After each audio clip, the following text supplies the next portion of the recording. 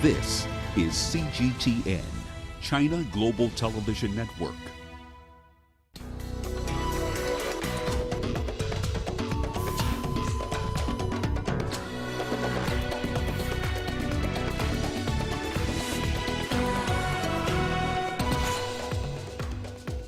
As China's top political bodies prepare to convene in Beijing, what can Africa expect? Africa begins mass COVID-19 vaccination rollouts as more countries receive COVAX jabs. And on World Wildlife Day, we take a look at conservation efforts by tree vendors in Uganda. Hello and a very warm welcome to Africa Live on CGTN. I'm Lindy Mtongana in Nairobi. In our top story this hour, we start in China. The country's top political advisory body, the National Committee of the Chinese People's Political Consultative Conference, or CPPCC, has held a news conference. The CPPCC is made up of about 2,200 members from different political parties, social groups, sectors and organizations. The CPPCC will open its session tomorrow and conclude on March 10th. The CPPCC spokesperson Guo Weimin says China is actively carrying out international cooperation on COVID-19 vaccines. As of the end of February, China has provided vaccine assistance to 69 developing countries and international organizations at their request. Chinese companies have and are exporting vaccines to 28 countries. China is doing this to help the international community defeat the virus together. It is our concrete action to build a community with a shared future for mankind. Well, a key concern for Africa is climate change and its impact on millions of livelihoods across the continent. Now, as China's two sessions gets underway, we take a look at China and Africa collaboration efforts to protect the environment. CGTN's Wilkista Nyabwa reports. In November 2020, stakeholders from China and Africa came together in Beijing, China, to mark the opening of the China-Africa Environmental Cooperation Center. At the ceremony, Huang Rongqiu, China's Minister of Ecology and Environment, called for more policy discussions and cooperation on environmental technology. While the co-chair of the Forum on China-Africa Cooperation, Mamadou Ndiaye, asserted that the center would help African countries boost their capacity for environmental management and sustainable development. The opening of the China-African Environmental Protection Center in Beijing last year was a landmark moment in Sino-African cooperation on environmental protection. This now provides a platform for China and Africa to work together in the fight against global warming and environmental degradation. Although Africa's contribution to the total global greenhouse emissions is low at about 4%, the impact of climate change on Africa has been very high. Common climate-induced events across Africa include droughts, floods, desertification, and land degradation. Lately, we've seen throughout our continent that we are being impacted negatively by climate change, and it is important for the continent to join the international community in dealing with science and technology to observe what's happening in the oceans, what's happening above our own environment to mitigate some of these challenges. The Environmental Cooperation Center will implement flagship projects including the China-Africa Green Envoy Plan and China-Africa Green Innovation Plan in a bid to mitigate these events.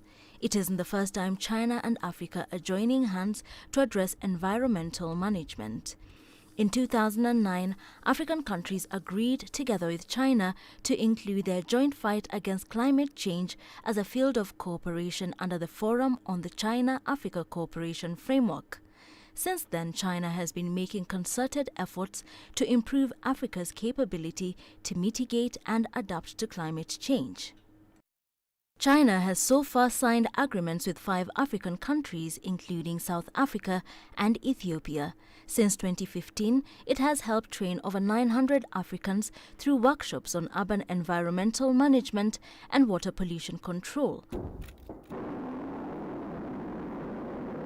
In 2020, it took this collaboration a step further by helping to fund and launch Ethiopia's first observatory satellite into space from China. The remote sensing satellite is to be used for agricultural and environmental observations, allowing the Horn of Africa to collect data and plan for changing weather patterns.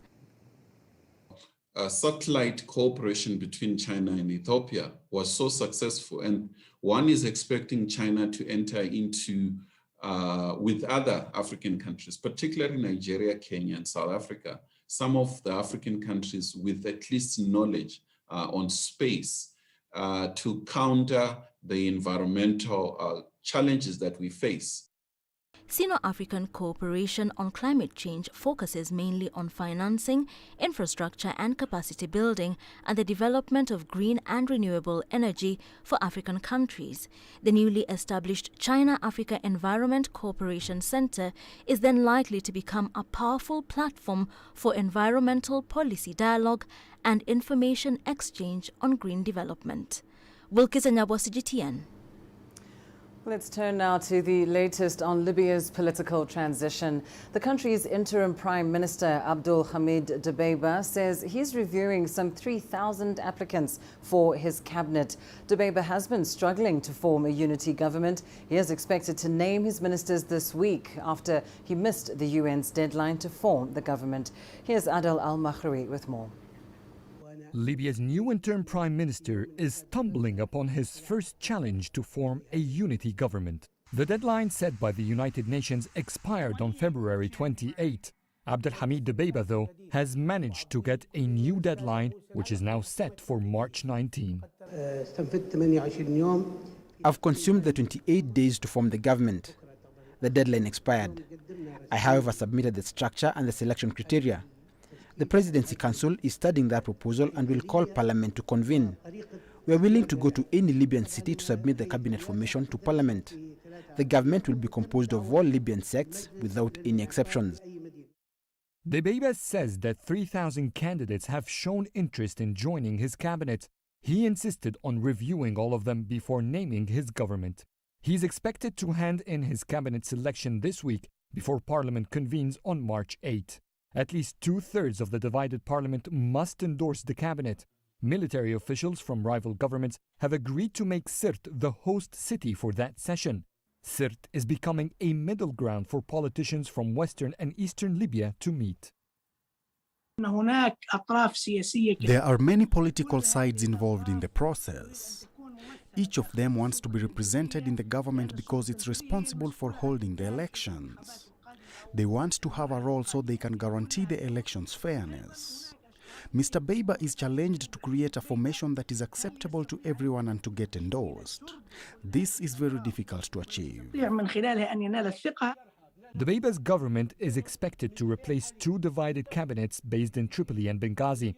It's also expected to end 6 years of administrative division in the country and create a foundation for economic recovery. Dbeibah's government formation could face further delays. On Tuesday, the Speaker of the Eastern-based Parliament, Aqila Saleh, suggested postponing the joint Parliament endorsement session until the UN looks into accusations that some politicians were bribed during last month's vote, which brought Dbeibah and 3 others to lead Libya's transition. Adel Al-Makhraoui, CGTN, Cairo. Well, time now for a short break. Here's what's still ahead on the program. Coming up, hope as a trial in the Democratic Republic of Congo shows a rare HIV immune response. And learning on the go, how one teacher is helping save children from illiteracy in Kenya's Marsabit County.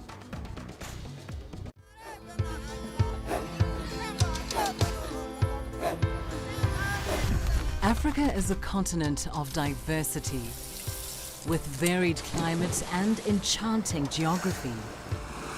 And a people so distinct, but with a shared enduring spirit. we are at the heart of the continent. To bring you the untold stories. Let's have a look. We celebrate Africa as it shapes its own destiny. Tunis, Cairo, Juba, Ethiopia, Tanzania. Africa Live. Find your voice.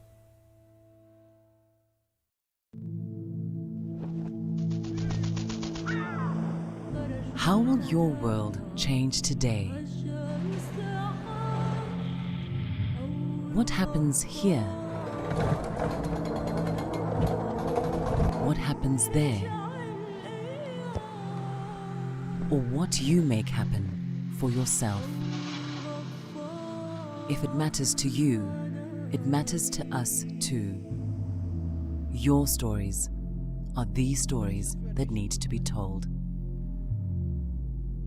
Africa Live. Find your voice.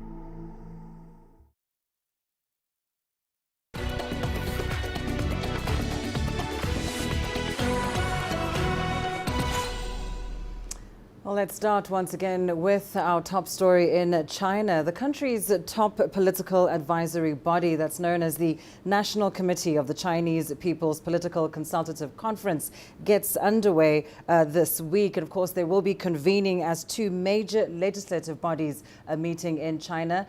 And this, of course, is something of importance for policymakers and others paying attention from Africa.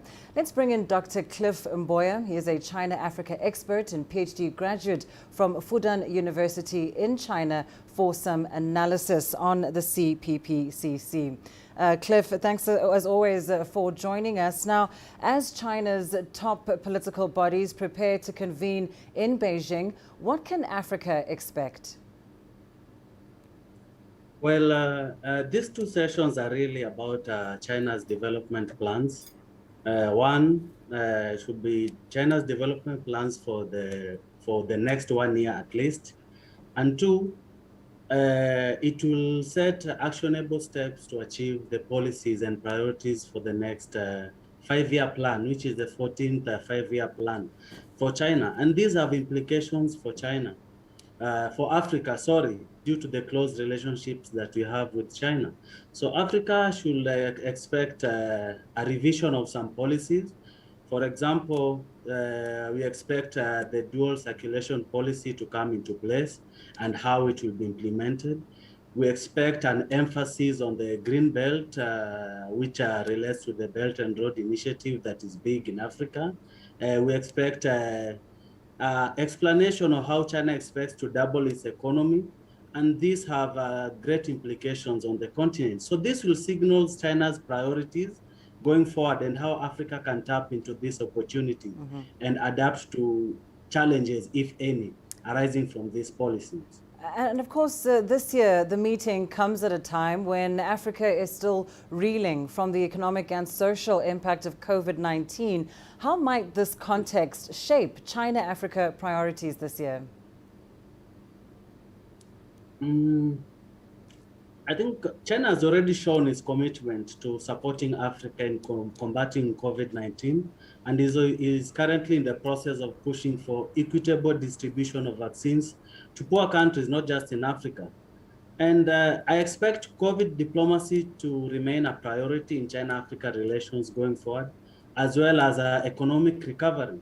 And this is evidenced through the ongoing debt relief and suspension negotiations, as well as plans to boost trade and investment through the Belt and Road project. And this will be key for Africa during the two sessions. And looking further into the future, where do you see China-Africa relations going in a post-COVID era?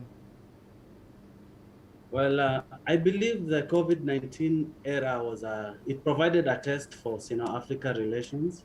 And despite the initial challenges at the beginning of the pandemic, the two have shown solidarity and close cooperation that has surely elevated the relationship to even greater levels. And I expect these two to build on this and also to build on these lessons going forward. And this will be the agenda in the upcoming FOCAC summit in Dakar, Senegal. And I'm sure this will be highlighted and elevated even during the two sessions that are happening tomorrow and the day after. Thank you so much, Dr. Cliff Mboya, China-Africa expert and PhD graduate from Fudan University in China. Now, let's bring you the latest on COVID vaccines arriving in Africa. Uganda has announced that it will receive its first batch of AstraZeneca vaccines from the COVAX vaccine sharing facility on Friday. The 864,000 doses will kick off the first phase of vaccinations next week. Priority will be given to healthcare workers, teachers and older people. Isabel Nakiria has more. Uganda is launching its vaccination campaign in a week's time. The country is aiming to inoculate 20% of its population in the first phase of vaccination. The Minister of Health says the COVID-19 jabs will be accessed from public hospitals across the country. Initial doses will be given free of charge to frontline health workers and essential groups. This is because they are at the front line in the response to the COVID-19 pandemic and are vulnerable to infection, as has been shown by the statistics of infection. To date, 1,892 health workers have been infected and 9 have succumbed to COVID-19. The COVAX facility has allocated Uganda over 3.5 million doses of the AstraZeneca vaccine. The facility, which is meant to ensure equitable distribution of vaccines globally, will dispatch the remaining 2.6 million doses by June. The government is encouraging Ugandans to maintain mask wearing and washing hands even after vaccination. The Health Ministry warns people can still catch the virus and spread it, even though it will be a mild case. Vaccination against COVID-19 will be voluntary in Uganda. Vaccine skepticism has been a problem in Uganda, even with the usual vaccines. There is a minimum risk of adverse effects, and that effect has to be balanced, and that's why national governments would ask a consent for people taking the vaccine. Uganda would need 45 million doses of the two-shot vaccine to cover its population of over the age of 18. More donations are expected from India and China at a later date. In the last month, Uganda has been recording low cases of COVID-19, but authorities warn the country could experience a second wave, which may be more destructive. Isabel Nakiria, CGTN, Kampala, Uganda. Meanwhile, Kenya has received just over 1 million doses of the Oxford AstraZeneca COVID-19 vaccine early on Wednesday. The vaccines were transported by UNICEF as part of the COVAX facility. COVAX aims to provide equitable access to vaccines for all countries around the world. Kenya is now set to roll out the first phase of its vaccination program. CGTN's Wokista Nyaba with more. Just before midnight on Tuesday, the plane carrying Kenya's first consignment of COVID-19 vaccines taxied down the runway at Jomo Kenyatta International Airport. It was met by senior Kenya government officials and representatives from UNICEF and the World Health Organization. After months of anticipation, Kenya received 1,020,000 doses of the Oxford AstraZeneca COVID-19 vaccine. We are all very excited about this particular event, receiving the vaccine for the first time in our country. We've been fighting COVID-19, we've been fighting this virus, but we have been fighting it with rubber bullets.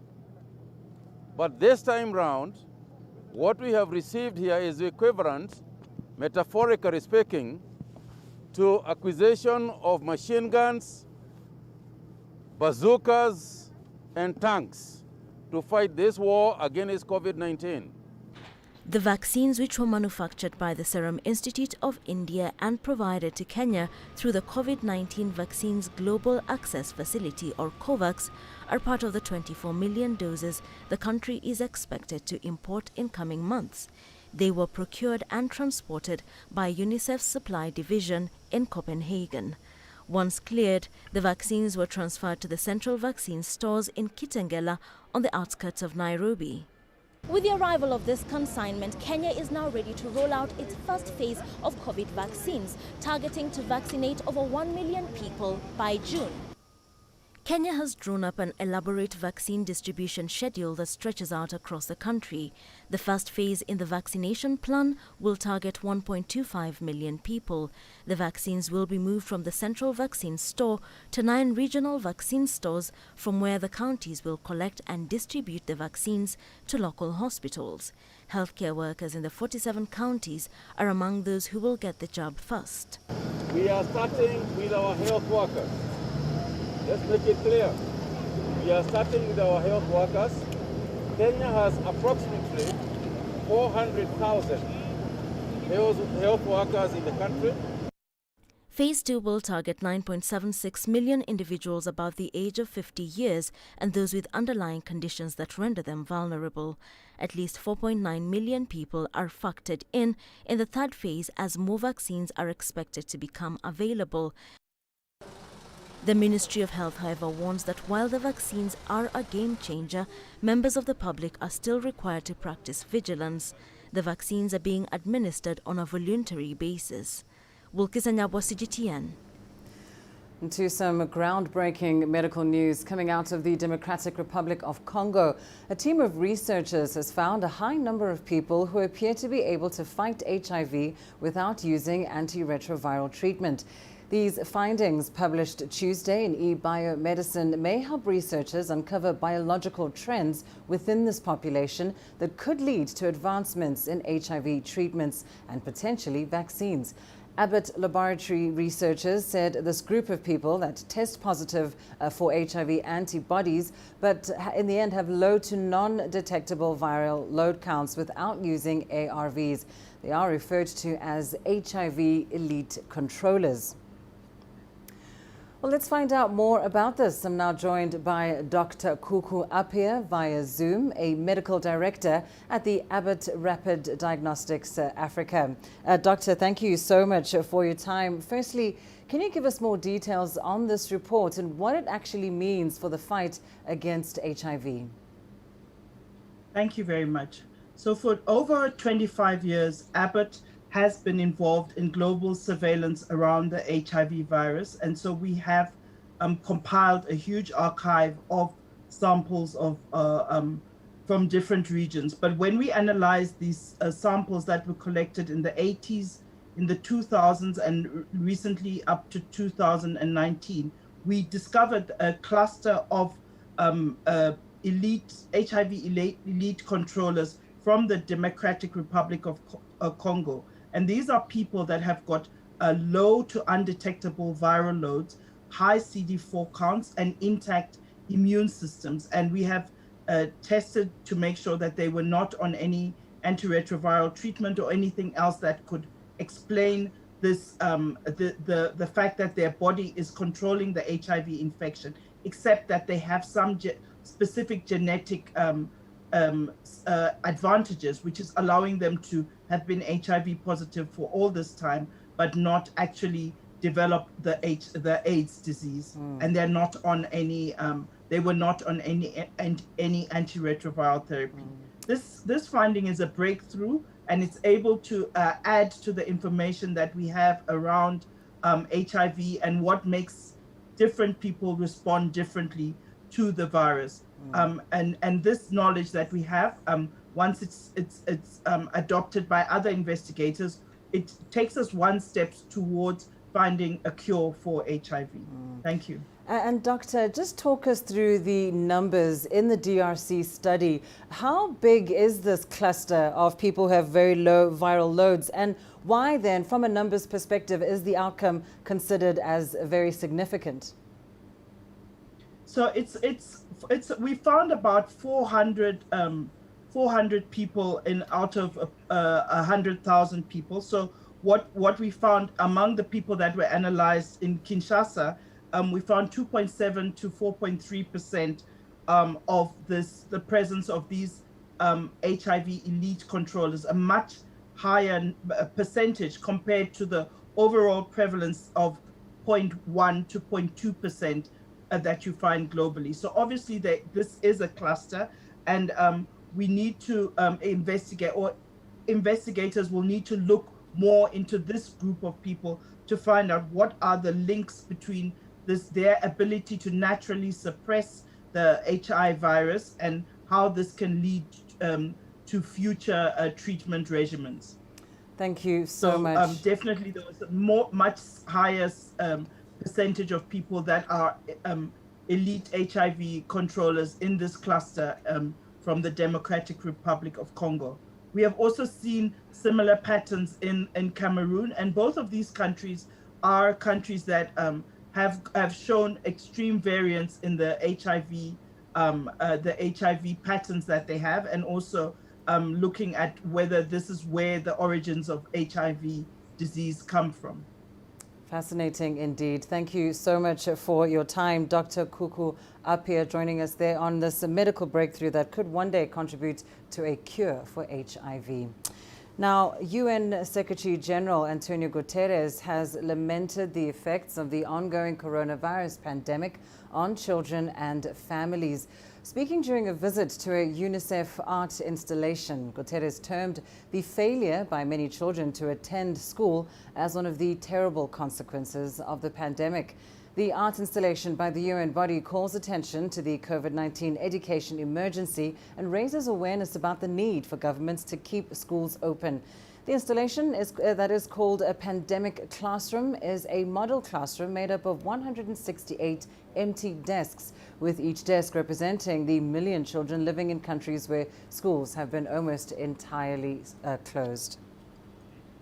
One of the most dramatic consequences of the COVID has been the terrible suffering of children and families because of children that cannot attend school. Many, fortunately, had the chance to do it at least with virtual means, but for the poorest populations without internet connection, we have millions of people out of school, and that is a tragedy for them, a tragedy for their countries, a tragedy for the future of humankind. Now, despite efforts by the Kenyan government to provide education to all, people living in arid and semi-arid parts of the country still face difficulties in accessing learning. In Marsabit County, which is largely inhabited by herders who usually migrate in search of pasture, getting access to schooling remains a challenge. But one local teacher is trying to fill this gap in education provision in his own way. CGTN's Susan Mwongeli is just from there and reports. Every morning, teacher Boru Galgalo walks from one manyata to the next one, calling children to go to school. As the only teacher here, he has made it his mission to save the children from a life of illiteracy. Their families are pastoralists who often have to move around the region in search of pasture for their livestock. On many occasions, they relocate to remote areas where access to formal classroom is difficult.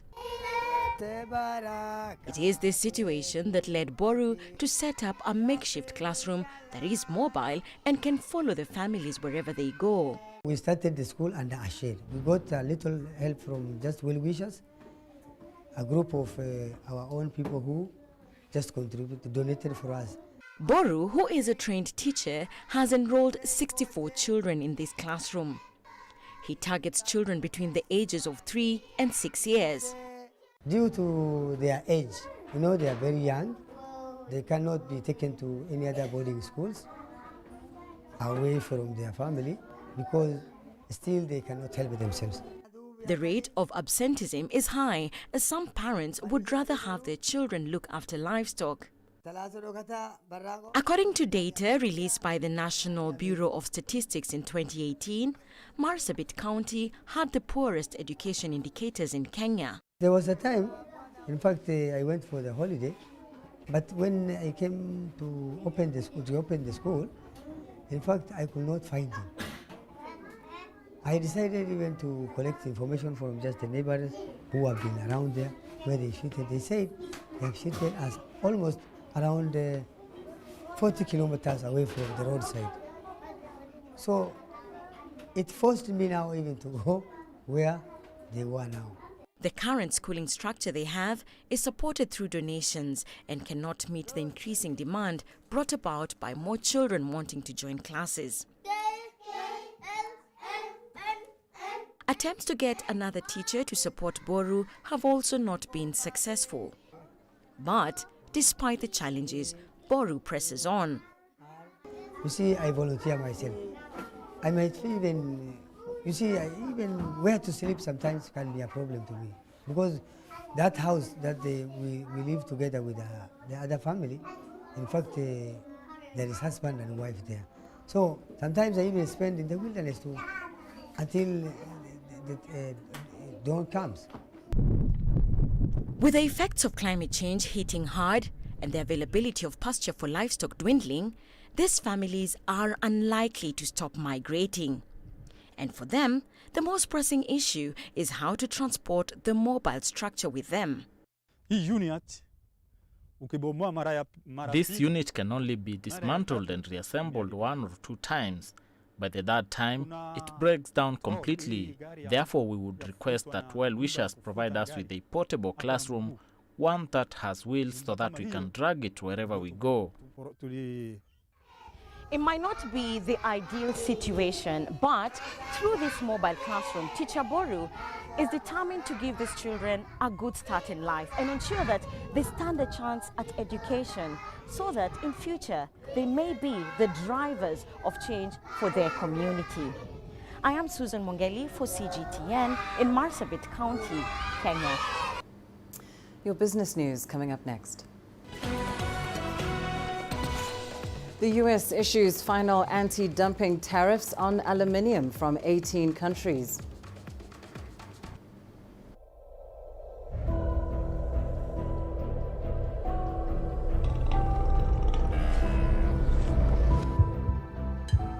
It's just taken me completely out of my depth, but at the same time it's exciting. It's new, it's different, it's a challenge. It's really exciting.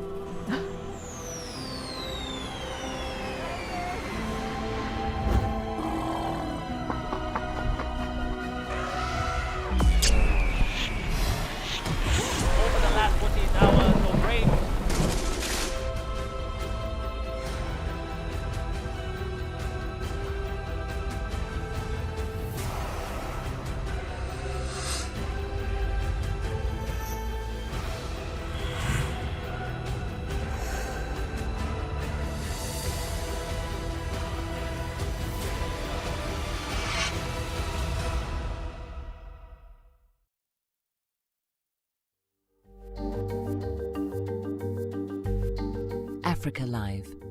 Find your voice.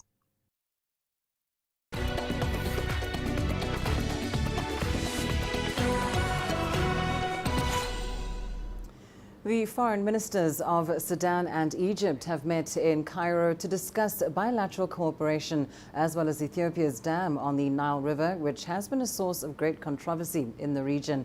In the meeting on Tuesday, Sudan's Mariam al-Sadiq al-Mahdi and her Egyptian counterpart Sameh Shukri stressed the importance of reaching a legal agreement on the filling and operating of the Grand Ethiopian Renaissance Dam.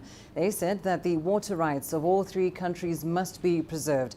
They called on Ethiopia to show goodwill and engage in an effective negotiating process in order to reach such an agreement. The two ministers expressed concern about the stalled negotiations that took place under the auspices of the African Union. The U.S. Commerce Department has issued final anti-dumping duties on common alloy aluminium sheets from 18 countries investigated. Affected countries in the Tuesday announcement include Germany, Brazil, Egypt, South Africa and Spain. Germany had the highest anti-dumping rate, ranging from 49.4% to 242.8%, and the largest exports of aluminium sheet to the United States. The country exported $286 million worth of aluminium in 2019. The duties were announced just hours after Rhode Island Governor Gina Raimondo won confirmation as the new U.S. Commerce Secretary. The anti-dumping case and a companion anti-subsidy countervailing duty case were initiated under the Trump administration in March 2020. Common alloy aluminium sheet is used in building facades and truck trailer bodies to street signs. The duties will come on top of 10% U.S. tariffs imposed on most imports by the Trump administration under a national security law. Now, Uganda has started commercial exports of the Hass avocado, one of the most popular and nutritious fruits worldwide. The Hass cultivar was first grown at a large scale in the country in 2016. CGTN's Michael Baleke now explores the impact this has had on incomes and employment among rural households. It's a plentiful harvest at Musubi Farm, the largest Hass avocado plantation in Uganda. The model farm spans over 2,500 hectares along the shores of Lake Victoria in the eastern part of the country. Musubi Farm is now producing for export. You will not find a single fruit that combines nutrients as much as avocado does in one fruit. And being a tropical fruit, it can only grow in a specific number of countries. Yet its consumption, it cuts across the region. There's no single country under the sun that does not consume avocado. Uganda has many avocado varieties. Most of them are sold on the local market due to their limited shelf life. But the Hass avocado variety, commonly referred to as the green gold, is the most preferred for the export market. Hass as a variety is unique mainly because of its extended shelf life. It has the longest shelf life.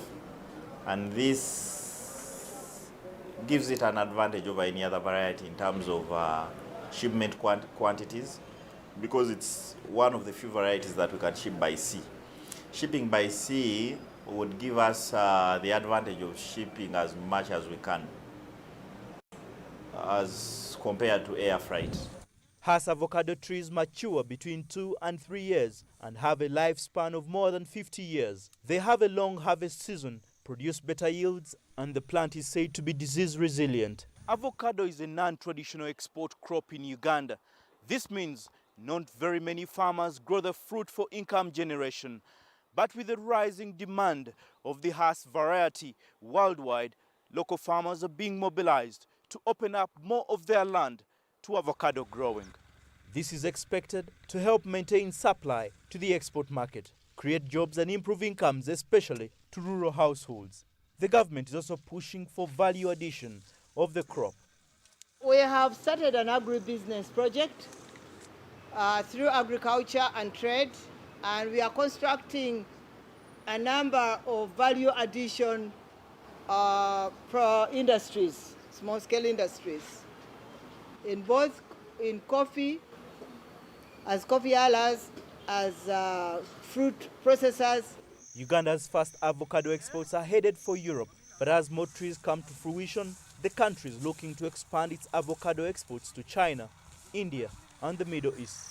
Now boasting of about 7,000 hectares, the target is to grow the number of hectares under Hass avocado to 200,000 in the next 10 years. Michael Baleke, CGTN, Kampala, Uganda.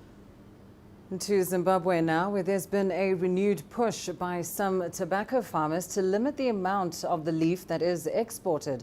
Zimbabwe is Africa's largest tobacco grower and the 6th largest in the world. The push to curb exports is driven by a desire to stimulate local processing and value addition. CGTN's Farai Makutoya has the details from Harare. Every year, Zimbabwe grows millions of kilograms of tobacco, only 1% of which is processed locally. Some farmers' associations want the government to impose export ceilings to encourage local value addition, such as cigarette manufacturing.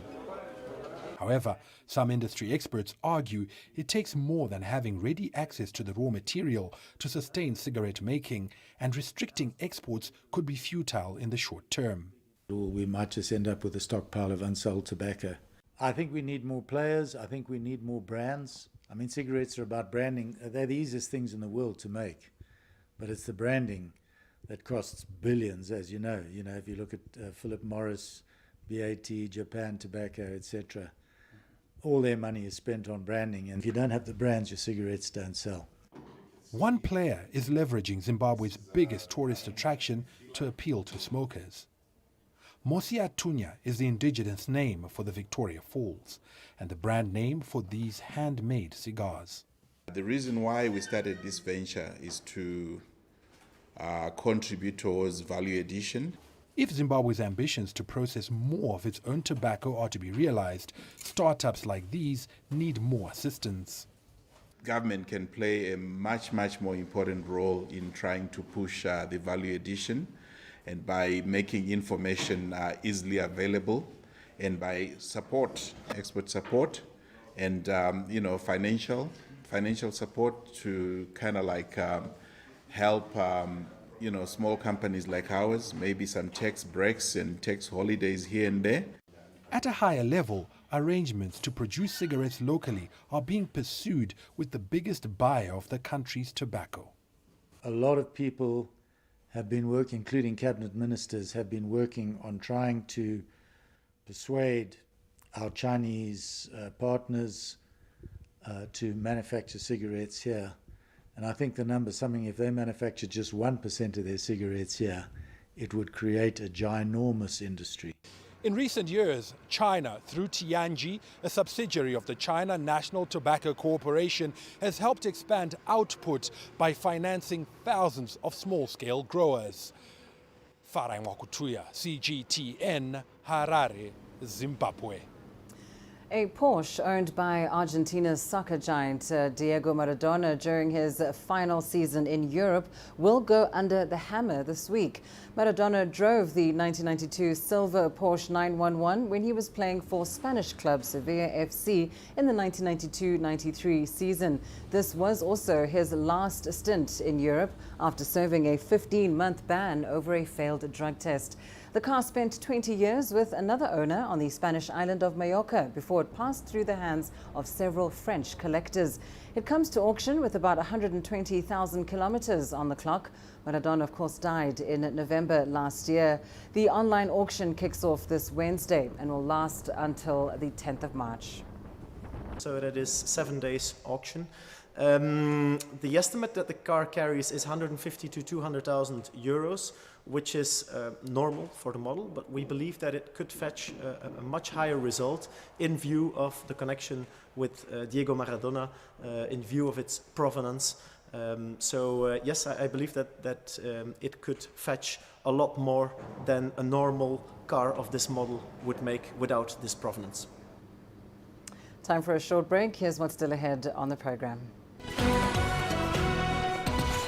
Coming up, a look at why older people in Uganda are enrolling into physical fitness programs in droves.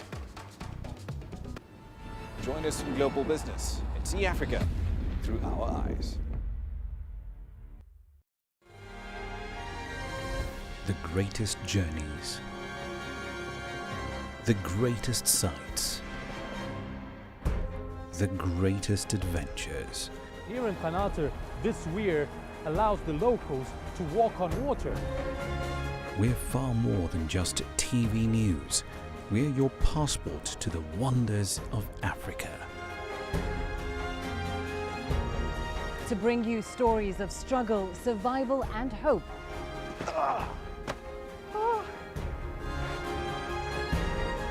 So let's explore.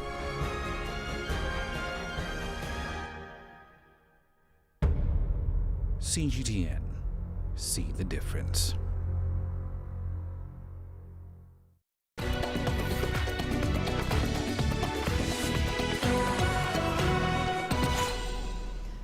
In Uganda, lifestyle diseases are threatening the well-being of older people. According to health experts, the country is witnessing an increase in illnesses like cancer, cardiovascular diseases, diabetes, obesity and hypertension. But to curb this problem, community leaders are now enrolling the elderly into physical fitness programs, as CGTN's Hilary Ayasaga reports. This playground in Jinja is now a fitness area for the elderly. Many Ugandans come here with various ailments.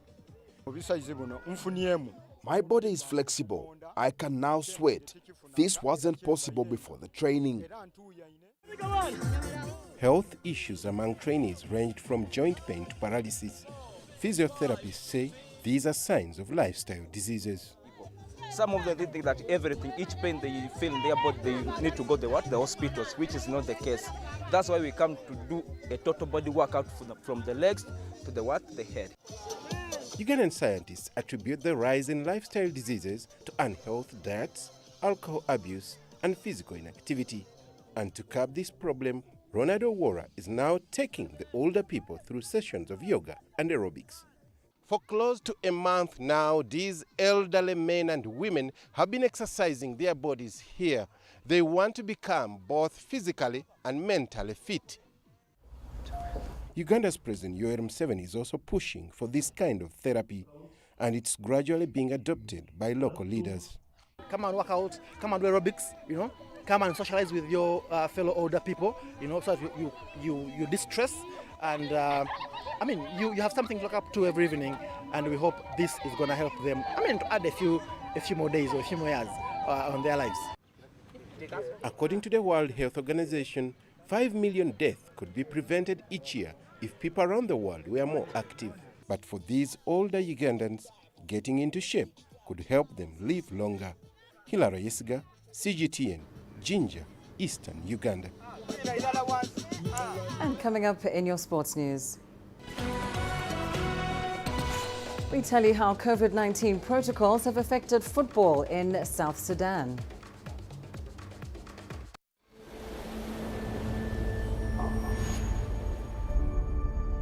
How would you create your legend?